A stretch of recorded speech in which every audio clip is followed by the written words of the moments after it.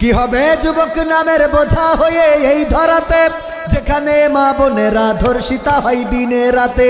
যৌবনের সার্থকতা ঘুচিবে সকল ব্যথা, যৌবনের সার্থকতা ঘুচিবে সকল ব্যথা। পার যদি বলি দিতে মানুষরূপী পশুটাকে, পার যদি বলি দিতে মানুষরূপী পশুটাকে। কি হবে বেঁচে থেকে অযথা বিদ্যা শিখে, যদি না গড়তে পারি শোষণবিহীন সমাজটাকে। কি হবে বেঁচে থেকে, কি হবে লেখালেখি কলমবাজির ওই মহড়া, সমাজের আসল চিত্র যদি না যাই তুলে ধরা।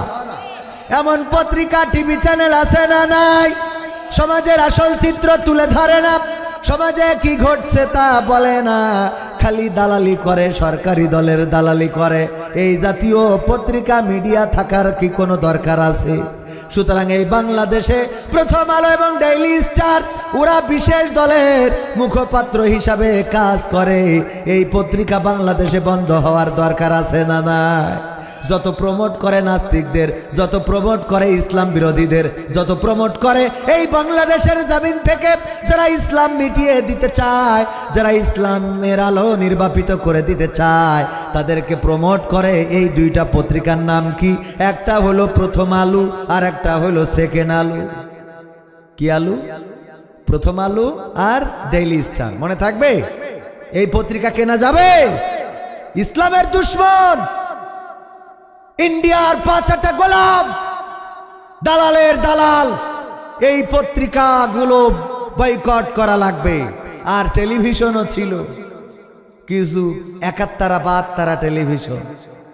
হ্যাঁ, সময় অসময় মনে আছে আপনাদের? সময় অসময় 71-72 এইগুলো ইসলামের বিরুদ্ধে প্রোপাগান্ডা চালিয়েছে। আল্লামা দেলোয়ার হুসাইন সাইদির যেদিন ফাঁসির রায় হলো, বাংলাদেশের জনগণ এই রায় বয়কট করে যখন রাজপথে প্রতিবাদ জানিয়েছে, নির্বিচারে গুলি করে হত্যা করে প্রথম আলুতে শিরোনাম করে যে সাইদির রায়ে জামাত ইসলাম সহিংসতা করে, নাশকতা করে একটা দেশে হুলস্থুল কর্মকাণ্ড তৈরি করেছে। লিখেছে না লেখে নাই? সহিংস জামাত ইসলাম করে, সহিংসতা জামাত ইসলাম করে, নির্বিচার মানুষের। এবার 5ই আগস্টে যে গুলি করা হলো, ছাত্রদের হাতে কোনো বন্দুক ছিল? পিস্তল ছিল? হামান ছিল? কামান ছিল? তাদের হাতে কোনো আগ্নেয়াস্ত্র ছিল? আবু সাইদ যে বুক পেতে দিয়েছে একটা চটা হাতে, চটা বোঝেন তো? বাঁশের একটা অংশ বিশেষ বুক পেতে দিয়েছে, যেই বুকে গুলি করতে পারো। আর এই বুকেই গুলি করে দিল। কত বড় জালেম!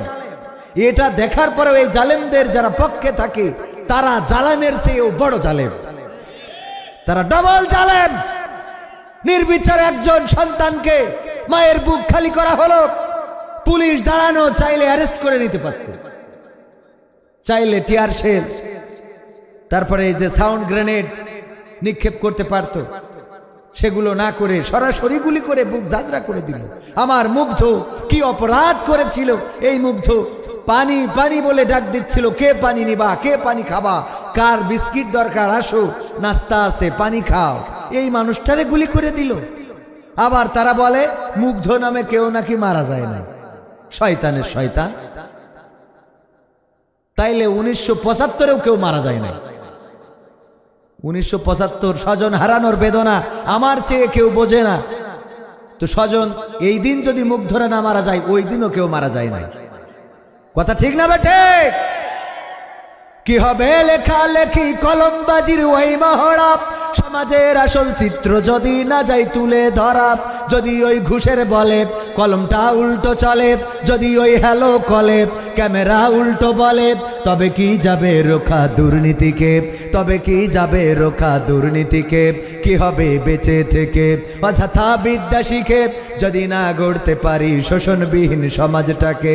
কি হবে বেঁচে থেকে, কি হবে আলেম হয়ে, কি হবে নামাজ রোজা ইমানদারির বড়াই করে, কোরআনের কর্মীগুলো থাকে যদি কারাগারে। কি হবে আলেম, কি হবে নামাজ রোজা ইমানদারির বড়াই করে, কোরআনের কর্মীগুলো থাকে যদি কারাগারে। মসজিদের কোণে বসে জিকির যত করো কষে, মসজিদের কোণে বসে তাসবিহ যত টানো ঠেসে, এভাবে যায় না পাওয়া আল্লাহকে। ঠিক না বেঠিক? তাও তো আগে ভালো জিকির করতো, সুবহানাল্লাহ, আলহামদুলিল্লাহ, লা ইলাহা ইল্লাল্লাহ, ইল্লাল্লাহ ইল্লাল্লাহ। মসজিদে এখনো অনেক জায়গায় সকালে সন্ধ্যায় এই জিকিরগুলো পাওয়া যায়, কিন্তু নতুন জিকির উঠেছে।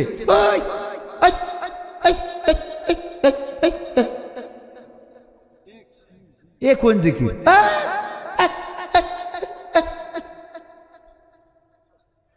ঠিক না বেঠিক?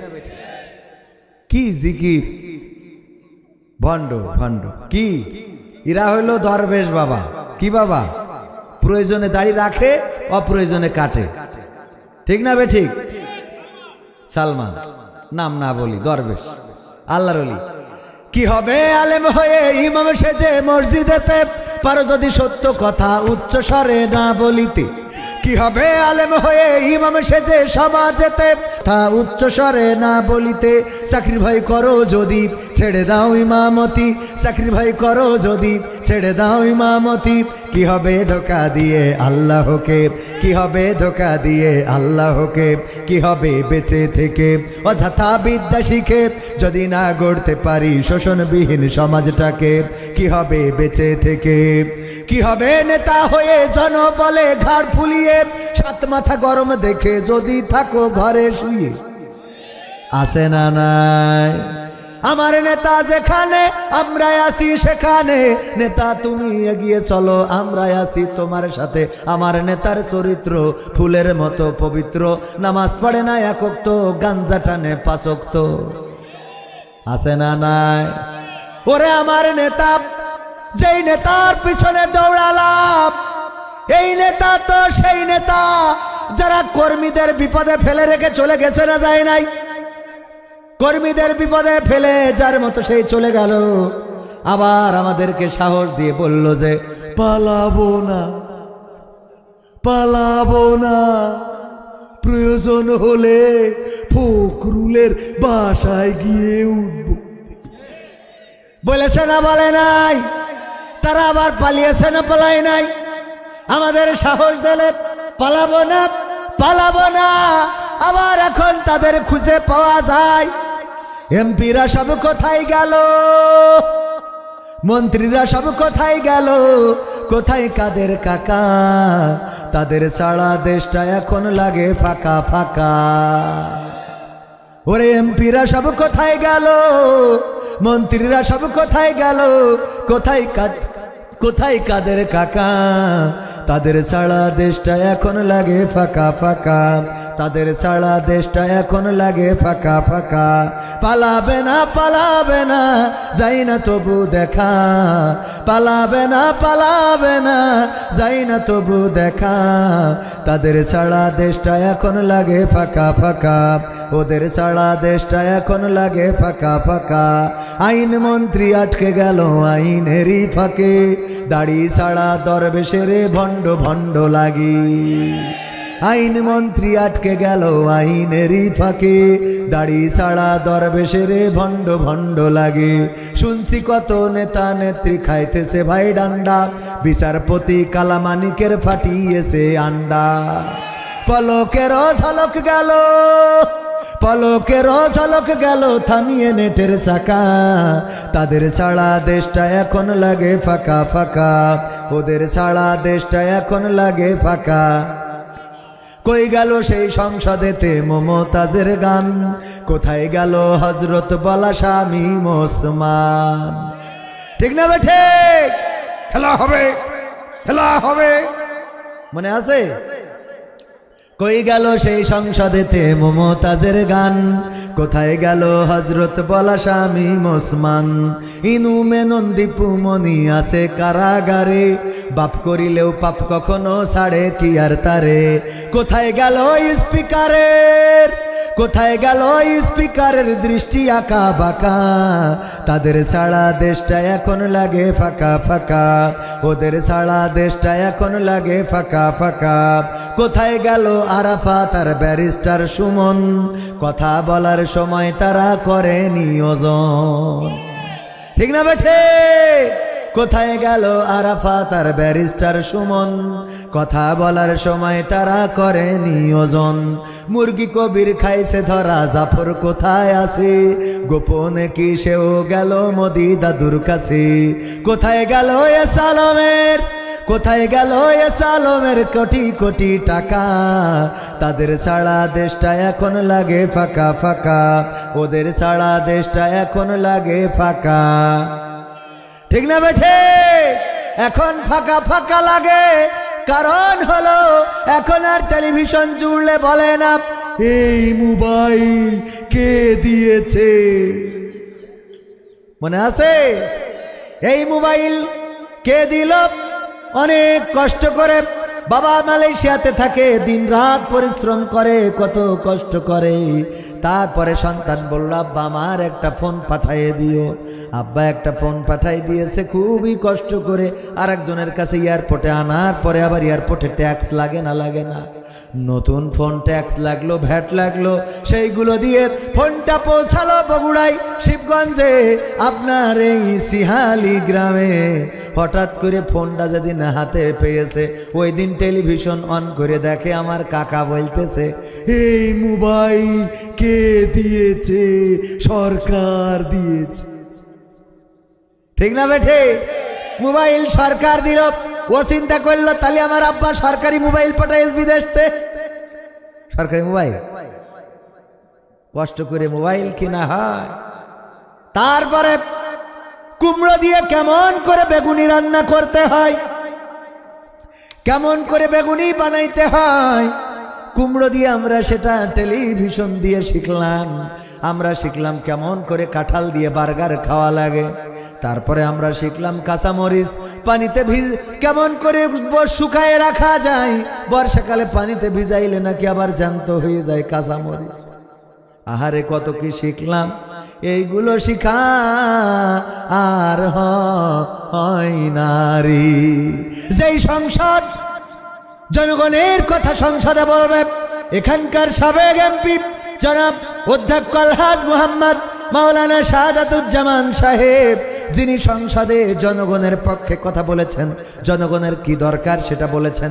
কোন জনগণ শীতে রাত কাটায় পোশাক নাই, কোন জনগণ অনাহারে রাত কাটায় খাবার নাই, কোন জনগণ অসুস্থতায় ভোগান্তিতে পড়ে আছে, চিকিৎসা করার মতো টাকা নাই। এই কথাগুলো সংসদে বলার দরকার আছে না নাই? আর আমার নেতা নেত্রীরা সংসদে গান গাই রে, সংসদের মতো জায়গায় গান শোনাইছে। এই নে মোখারাম বেঈমান মমতাজ, অথচ আমার জননেত্রী শেখ হাসিনা চলে যাওয়ার পরে একটা গান গাইল না। ঠিক না বে ঠিক? মনির খান অঞ্জনা চলে যাওয়ার পরে এমন কোন ক্যাসেট নাই যে ক্যাসেটে অঞ্জনার ডাকে নাই। কথা কয় না? অঞ্জনা কথা রাখলে না, তুমি থাকলে না, চলে গেলে বলে গেলে না। অঞ্জনা আজ পান্তা ভাত খাইলাম, অঞ্জনা সবকিছুতে অঞ্জনা ঢুকাইছে না? ঢুকাই না। আজ বাড়িতে নাই অঞ্জনা, আজ রাস্তায় অঞ্জনা, আজ গোসল করে আসলাম অঞ্জনা। অঞ্জনা অঞ্জনা এত বলা বলেছে যে মনির খানের অঞ্জনার নাম জানে না এমন মানুষ বাংলাদেশে নাই। ঠিক না বে ঠিক? দেখেন তাইলে কত ভালোবাসা। এর নাম হলো কি? ভালোবাসা। এর নাম আন্তরিকতা, এর নাম মহব্বত। আর সংসদে বসে গান গাইলো, কিন্তু আমার নেত্রী যখন চলে গেল গো তখন কোনো গান গাইলো না। আমি বললাম ওগো নেমো খারাম, ওগো মমতাজ, তোমার তো এমন একটা গান গাওয়ার দরকার ছিল। আমার সোনার ময়না পাখি কোন বা দোষে দাদার দেশে গো, আমরা এই দেশে কেমনে থাকি রে আমার সোনার ময়না পাখি। ঠিক না বেঠে? তবে গায়, একদম গায় না তা মনে করেন না। এখন কি গান গায় জানেন? এখন গোপনে যে টয়লেটে যে গায়, ও আমার দরদি আগে জানলে আগে জানলে তোর ভাঙা নৌকায় চড়তাম না। ও আমার দরদি আগে জানলে তোর ভাঙা নৌকায় চড়তাম না, ভাঙা নৌকায় চড়তাম না আর এই বিপদে পড়তাম না। ওরে বর্ডারেতে খাইলাম ধরা, বিসিটাও তো পাইলাম না। আগে জানলে তোর ভাঙা নৌকায় চড়তাম না। ঠিক না বেটে? বাবা রে, এই জন্য এই গান যেন আবার আমাকে না গাওয়া লাগে, এদিকটাও খেয়াল রাখার দরকার আছে না নাই? হ্যাঁ, এই জন্য মাঝে মাঝে একটু ফোঁস করা লাগে। কি করা লাগে? ফোঁস করা বোঝেন? ফোঁস তাও বোঝেন না। সব যদি বলতে এত তো রাত পার হয়ে যাবে। একবার একটা সাপ পীরের কাছে যে বলছে, পীর সাহেব সে সিহালি চেতন পীর, এখানে হয়তো কোনো এক সময় কোনো পীর এসেছিল, হয়ে থাকতে পারে, আসুক আর না আসুক। ধরেন পীর সাহেবের কাছে গেছে, যে বলছে আমার মুরিদ করি দেন। বলছে এই সাপ তোরে যে মুরিদ করবো, তুই তো লোকজনের কামড়ায় বেড়াইস, লোক মরি যায়। কয় আপনি যদি আমারে মুরিদ বানান তাইলে আমি কাউরে কামড় দেব না, ছবল দেব না। কয় ঠিক আছে, তাইলে তোরা মুরিদ বানালাম, তোরা মুরিদ করে দিলাম। আমার সবক হইল সকালে বিকালে সন্ধ্যায় জিকির করবি আল্লাহর নামে, খবরদার কাউরে কামড় দিবি না। এখন আপনাদের যায় আলু লাগাচ্ছেন, এই আলুর ক্ষেতের মধ্যে শিয়া সাপ শুয়ে পড়ে সন্ধ্যাবেলা জিকির করতেছে। একজন সন্ধ্যাবেলা গিয়েছে আলুর ক্ষেতটায় পানি দিয়েছে কি দেয় নাই দেখার জন্য, বলে রেখেছিল যে পানি দিয়ে ভিজাই দিবা। যে যখন সন্ধ্যা হয়ে গেছে, আলো আধার, তার মধ্যে আল দিয়ে যাচ্ছে, হঠাৎ ওখানে সাপ শুয়ে শুয়ে জিকির করছে। খেয়াল, ওই সাপের অত অন্য দুনিয়ার ধ্যান জ্ঞান নাই। ওই লোকটা আবার চিন্তা করলো, মাঠে যখন আসিছি কিছু ঘাস কেটে নিয়ে যায় বাড়ি ছাগলের জন্য। ঘাস কিছু কেটেছে, কাটার পরে বাঁধবে কি দিয়ে, দড়ি খুঁজে পাচ্ছে না। চারিদিকে হাঁটাহাঁটি করতে করতে সন্ধ্যার আলো ছায়ার মধ্যে ওই সাপ টান টেনে হয়ে পড়ে আছে। মনে করলে এটা মনে হয় কলার সুবলা বা কলার কুসা বা কলার ডাটা, যাই বলেন না কেন, ওইটা মনে করে ওই দিয়ে এনে কষে ঘাস বেঁধেছে, বাড়ি এনেছে। আনার পরে ঘাস যখন খুলে দিয়েছে, সাপের তো ঘাড় আর পাছা দুইটাই শেষ। কাতরাতি চলে গেছে পীর সাহেবের কাছে, যেই বলছে পীর সাহেব কত বিপদ হয়ে গেল। কিসের বিপদ? আপনার কাছে মুরিদ হওয়ার পরে আজকে আমি এই বিপদে পড়েছি। ওগো পীর সাহেব, বিপদের কারণটা কি? বিপদের কারণটা হলো আপনি বলেছেন মানুষ রে কাউরে কামড় দিবা না। আমি তো কাউরে কামড় দেব না বলে আমি জিকির করছিলাম। আইলের পরে একজন কৃষক ওই সিহালি থেকে এসেছে মাঠে আলুর ক্ষেত দেখার জন্য। ওর আবার মনে হয়েছে কিছু ঘাস কেটে নিয়ে যায় গরুর জন্য। ঘাস কেটেছে কিন্তু দড়ি আনে নাই। আমারে আলির পরে জিকির করা দেখে ও মনে করেছে আমি কলার সুবলা, তাই আমারে ধরিয়ে নিয়ে বেঁধেছে, ঘাস বেঁধেতে নিয়ে আইছে। কয় তা আমার কি দোষ? কয় আপনার দোষ না, আপনি বললেন কাউরে কামড় দিবা না, আমি এই জন্যই তো কামড় দিই নাই। কয় তোর কামড় দিতে নিষেধ করেছি, কিন্তু ফোঁস করতে তো নিষেধ করি নাই। এবার বুঝেছেন তো ফোঁস করা মানে কি? ফোঁস করা মানে হলো অন্তত যেই ধরবে সেই যদি করে, ও তো ঘাস বান্ধা তো দূরের কথা, ওর পরনে যে লুঙ্গি বান্ধা উড়াও থুয়ে বাড়ি আসবে। ঠিক না বেঠে? আসবে না? আসবে না? তাইলে ফোঁস করার দরকার আছে না নাই? পারি আর না পারি মাঝে মাঝে ফোঁস করবেন, দেখি কেমন ফোঁস করতে পারেন। লিল্লাহি তাকবীর। বগুড়া মানে হইল এখানে খালেদা জিয়ার আস্তানা, জিয়াউরির দেশ, ঠিক কিনা? সেখানে তাকবীরের আওয়াজ যদি এই হয়, জিয়াউর রহমান তো সে যে সংবিধানে বিসমিল্লাহকে সংযোজিত করেছিল, ঠিক না বেঠিক? সংবিধানে শুধু বিসমিল্লাহ সংযোজিত না, এই দেশে ইসলামী এবং ইসলামী মূল্যবোধ যেন টিকে থাকতে পারে তার জন্য যথেষ্ট ভূমিকা এবং পদক্ষেপ গ্রহণ করেছিল। সেই সরকারের নাম ছিল জিয়াউর রহমানের সরকার।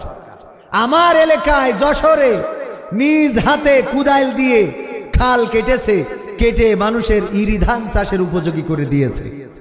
এই হলো জিয়াউর রহমান ছিল, তার বাড়ি এই মাটিতে।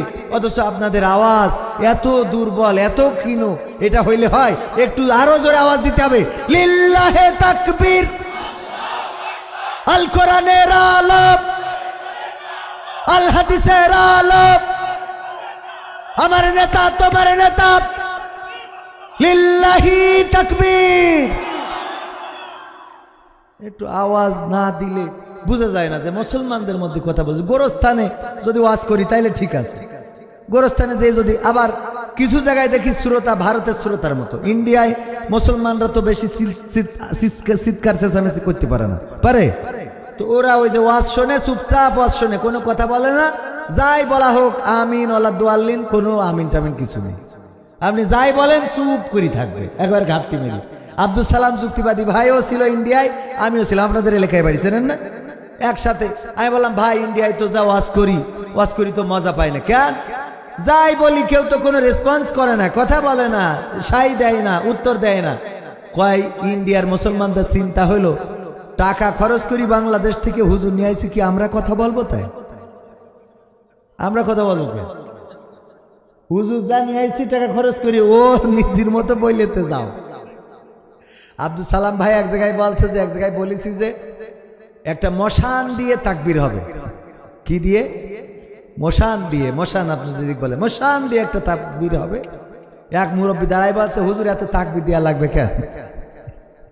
মানে সামনের পরে বলছে হুজুর এত তাকবীর দেওয়া লাগবে কেন? মানে ওরা তো আসলে কনভার্টেড মুসলমান, আমরাও কনভার্টেড, কিন্তু ওরা বেশি কনভার্টেড এবং ওখানে থেকে থেকে ওদের এই রেসপন্স করার মানসিকতা হারিয়ে ফেলেছে। আমরা তেমন হওয়া যাবে? মুসলমানে দ্বন্দ্ব করা চলবে না, সীসা ঢালা প্রাচীর হবে কখনো তা টলবে না। কইলাম রিভারটা একটু রাখবেন, রিভারটা দেন। মুসলমানে দ্বন্দ্ব করা চলবে না, সীসা ঢালা প্রাচীর হবে কখনো তা টলবে না। তবেই শান্তি পাবে অশান্তি দূর হবে, তবেই শান্তি পাবে অশান্তি দূর হবে। কেউ আর মুসলমানের বাজে কথা বলবে না।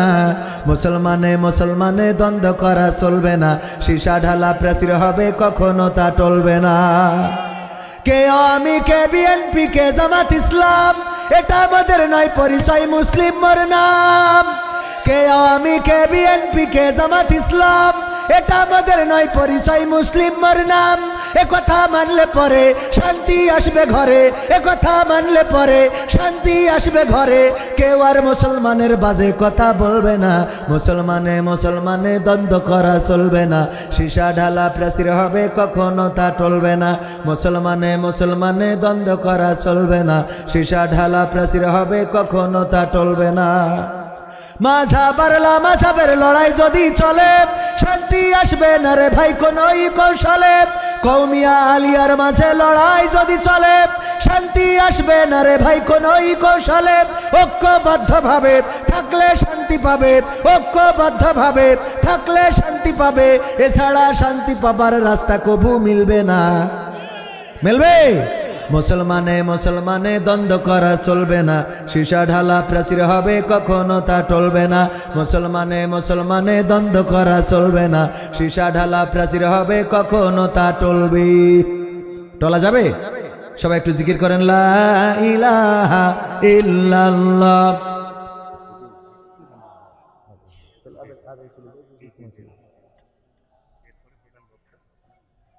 লা ইলাহা ইল্লাল্লাহু মুহাম্মাদুর রাসূলুল্লাহ। ওগো আমার ভাইরা, মুসলমান কেমন হওয়া লাগবে এটা নিয়ে আলোচনা করতে চেয়েছিলাম। আল্লাহ রাব্বুল আলামিন বললেন, ইয়া আইয়ুহাল্লাযীনা আমানুত্তাকুল্লাহ হাক্কা তুকাতিহি ওয়া লা তামুতুন্না ইল্লা ওয়া আনতুম মুসলিমুন। ওগো ঈমানদারেরা, তোমরা আল্লাহকে ভয় করো যেমন তাকে ভয় করা উচিত, আর ততক্ষণ পর্যন্ত মৃত্যুবরণ করো না যতক্ষণ পর্যন্ত না পূর্ণ মুসলমান হতে পারো। সবাই জোরে জোরে বলেন সুবহানাল্লাহ। সাবধান করে দিয়েছেন কে? সাবধান করে দিয়েছেন কে? আল্লাহর নাম নিতেও আপনাদের কষ্ট হয়। ওগো আমার ভাইয়েরা, বাবাজিরাই আমার, আল্লাহর নাম নিতে মুখে আল্লাহ শব্দটা বলতেও যাদের কষ্ট হয়ে গেল, তাদেরকে এতটুকু বলতে চাই, বাড়িতে অনেকেই কুকুর পালন করে, আছে না নাই? এই কুত্তার জন্য কেউ বিরিয়ানি পোলাও রান্না করে খাওয়ায় না, এই কুত্তার জন্য কেউ সুস্বাদু খাবার দেয় না, বরং বাড়িতে যেইগুলো অবশিষ্ট থাকে, উচ্ছিষ্ট থাকে, যেইগুলো ফেলে দেওয়ার জন্য আমরা রেখে দিই, সেইগুলোই কুকুর খায়। খাওয়ার পরে সারাটা রাত জেগে বাড়িওয়ালার বাড়ি পাহারা দেয় না, দেয় না? বাড়িওয়ালার বাড়িটা পাহারা দেয়। গভীর রাত কবির বিন সামাদ যদি সভাপতির বাড়িতে যেয়ে দরজায় নক দেয়, টক টক টক টক টক টক করে ঘা দেয়, আর ওই বাড়ি যদি সভাপতির একটা কুকুর পালা থাকে, কুকুর ও নিশ্চিন্তে ঘুমাবে নাকি? ঘুমাবে নাকি? কুত্তায় প্রথমে বলে না, বলে এই কি হয়েছে তো, এই তুই কোন দলের লোক, এই আমলে করিস নাকি? মানে ওর ভাষায় এগুলো বলে, এই তোর ঢুকতে দেওয়া হবে না। এরপরে যখন বাড়ির মালিক বুঝতে পারে কুকুর যেহেতু ডাকছে বাড়িতে হয়তো কেউ এসেছেন, তাড়াতাড়ি করে গেটের কাছে আসলো। এসে দরজা খুলে যদি দেখে কবির বিন সামাদ, হঠাৎ করে কুত্তারে বলে এই চুপ থাক, আর কুকুর ঘেউ ঘেউ করে। লিল্লাহি তাকবীর।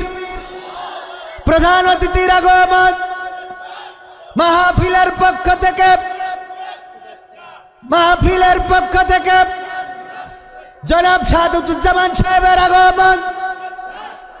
আমাদের পক্ষ থেকে, সিহালিবাসীর পক্ষ থেকে লিল্লাহি তাকবীর।